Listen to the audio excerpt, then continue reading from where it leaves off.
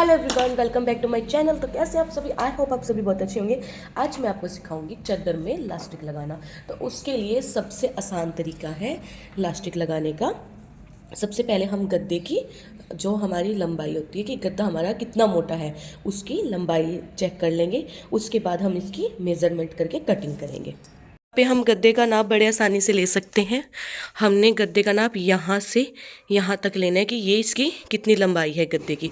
इसको दबा नहीं होना चाहिए, बिल्कुल फ्लैट होना चाहिए।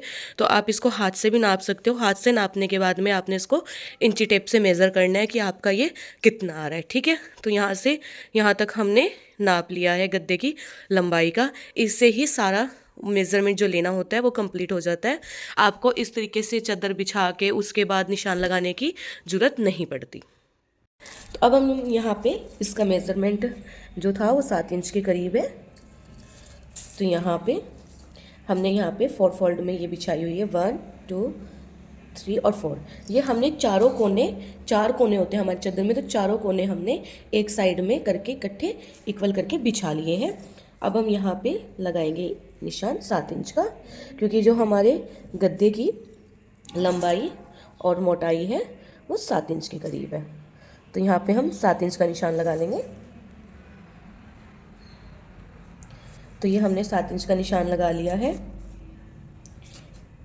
इसको अब हम चौकोर टाइप बना के ऐसे सीधे बॉक्स बना लेंगे। तो ये हम चारों पे एक साथ निशान लगा रहे हैं ताकि हमारे चारों पल्ले एक बराबर कट हो, कोई भी छोटा या बड़ा कट ना हो। तो ये देखो हमने ये निशान लगा लिया है। अब हम इसकी कटिंग करेंगे। तो यहाँ से हमने कटिंग करनी है।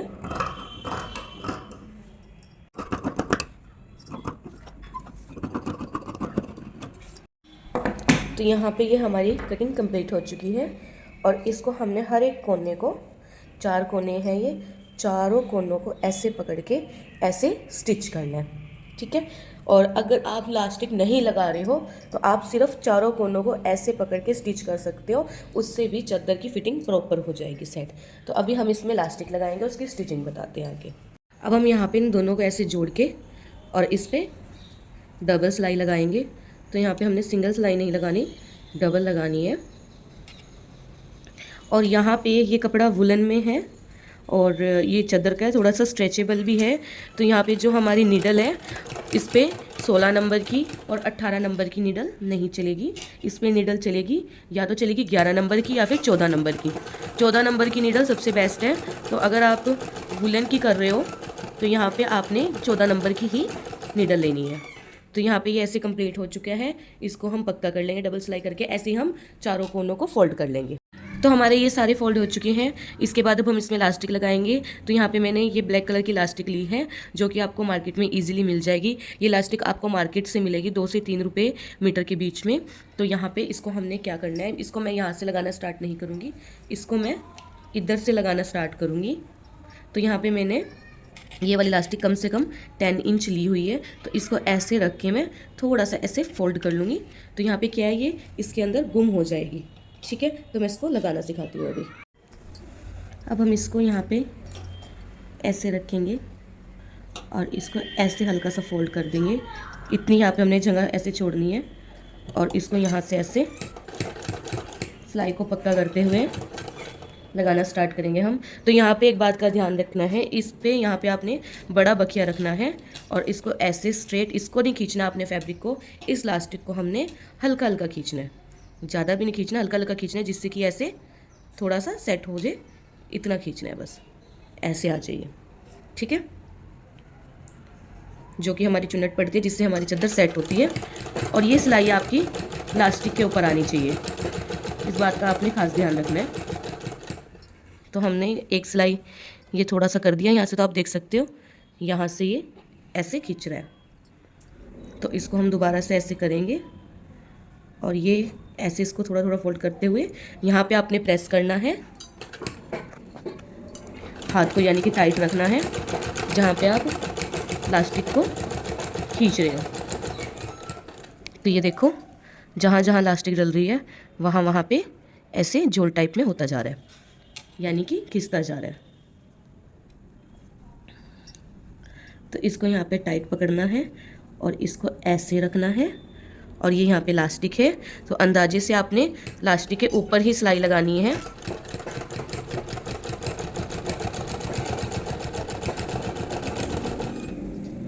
तो ये आप देख सकते हो लास्टिक के ऊपर सिलाई लग रही है, तभी यहाँ पे ऐसे ये घूम आता जा रहा है। ठीक है, तो ऐसे ही करके हम पूरी चादर पे ऐसे ही लास्टिक लगा लेंगे। और इसका एक और आसान तरीका है, ऐसे लास्टिक खींची और ये लास्टिक को इससे ऐसे अटैच किया और इसके ऊपर ऐसे यहाँ पे रखा और यहाँ पे सीधी सिलाई चला लेंगे, क्योंकि अभी हमें पता है कि लास्टिक हमारी बिल्कुल इसके नीचे है यहाँ पे, और यहाँ पे हमने सिलाई लगाने से लास्टिक के ऊपर ही सिलाई आएगी। तो ये देखो, ऐसे ही हम इसको पूरी चादर को कंप्लीट कर लेंगे। तो सिलाई करते करते हम यहाँ पे कॉर्नर पे आए हैं, तो अब मैं कॉर्नर का बता देती हूँ आपको, ताकि आपको आगे कन्फ्यूज़न ना हो। यहाँ से आपने लास्टिक खींचनी है और कॉर्नर पे भी आपको ऐसे ही फोल्ड करना है। ठीक है, तो यहाँ पे हल्का सा ये मोटा हो जाएगा, तो इसको आपने ऐसे पीछे हाथ से थोड़ा थोड़ा खींच के इसको ऐसे आगे कर देना है, और कंटिन्यू वैसे ही जैसे हम लगा रहे थे इसको ऐसे फोल्ड करके वैसे ही लगाना स्टार्ट कर देंगे दोबारा से। ठीक है, तो अभी हम वहाँ तक पहुँच गए हैं जहाँ से हमने स्टार्टिंग की थी प्लास्टिक लगाने की।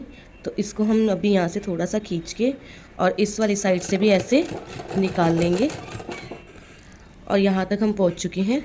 तो हम इसे लास्टिक को यहाँ से हमने लगानी स्टार्ट की थी, इसको हल्का सा और उधेड़ देंगे यहाँ से थोड़ा सा, जो ये धागा है। तो इसमें मैंने बताया था आपको बखिया बड़ा करके रखना है, क्योंकि इसमें सिलाई का बखिया बहुत ही कम आता है। अभी हमने इसको यहाँ से उधेड़ के ऐसे लास्टिक को यहाँ पे निकाल लिया है। अब इस वाले लास्टिक को हम यहाँ से यहाँ तक ऐसे इसको रख के स्टिच करेंगे। यहाँ से स्टिच करने के बाद में अब ये वाला हिस्सा हम यहाँ से बाद में कट करेंगे, पहले यहाँ से इसको पक्का कर देंगे। तो यहाँ से हम इसको डबल स्टिच कर देंगे। इससे क्या होगा कि हमें अलग से लास्टिक में जोड़ डालने की ज़रूरत नहीं है। यहाँ से हम सिलाई को पक्का कर देंगे और दोनों लास्टिक एक साथ अटैच हो जाएगी। अब इस लास्टिक को हम यहाँ से कट कर देंगे।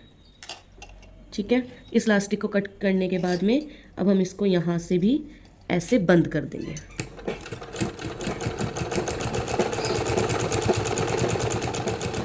तो ये हमारी जो लास्टिक थी हमने अच्छी तरीके से लगा ली है, और अब मैं आपको बताती हूँ कि इसमें टोटल कितनी लास्टिक लगी है। तो यहाँ पे मेरी 3 मीटर के आसपास लास्टिक लग चुकी है। तो अभी हमने इसको यहाँ पे ऐसे सिलाई लगा ली है, और इसको ऐसे हम यहाँ पे साइड से पक्का करके धागा इसको निकाल लेंगे। पक्का हम इसलिए करते हैं ताकि हमारी सिलाई बाद में उधड़े ना। लास्टिक लग के हमारी चादर कंप्लीट हो चुकी है। तो ये वाली हमारी है वुलन में, जो हमारी चादर गर्म आती है। और यहाँ से एक चीज़ और एक्सप्लेन कर देना चाहती हूँ, यहाँ से सिर्फ मैंने एक बार मोड़ा है, और वो इसलिए क्योंकि इसके धागे नहीं निकलते हैं, इसलिए मैंने यहाँ से सिर्फ इसको एक बार फोल्ड किया है। कॉटन की चादर में लास्टिक डालने का अलग से तरीका है, उसकी मैं अलग से वीडियो बनाऊँगी। और इसमें ऐसे ही फिनिशिंग के साथ में आपने लास्टिक के ऊपर सिलाई रखनी है। तो मैं यहाँ से आपको दिखा देती हूँ कि यहाँ से देखो ऐसे हटाने पे लास्टिक दिख रही है, क्योंकि हमने बिल्कुल लास्टिक के ऊपर सिलाई लगाई है। तो आपने यहाँ पे ध्यान रखना है, लास्टिक के ऊपर सिलाई लगानी है। इससे क्या होता है कि आपका एक ही बार में डबल काम हो जाता है। और अगर आप रेडीमेड चादर पे लगा रहे हो तो उसके आपने सबसे पहले कोने उधेड़ने हैं, जितनी भी सिलाई लगी हुई है चारों तरफ वो उधेड़ के और मेज़र करके अपने गद्दे का नाप, उसके बाद आपने इसको कट करना है चारों कोने अटैच करके। तो मिलते हैं ऐसे ही नेक्स्ट वीडियो में।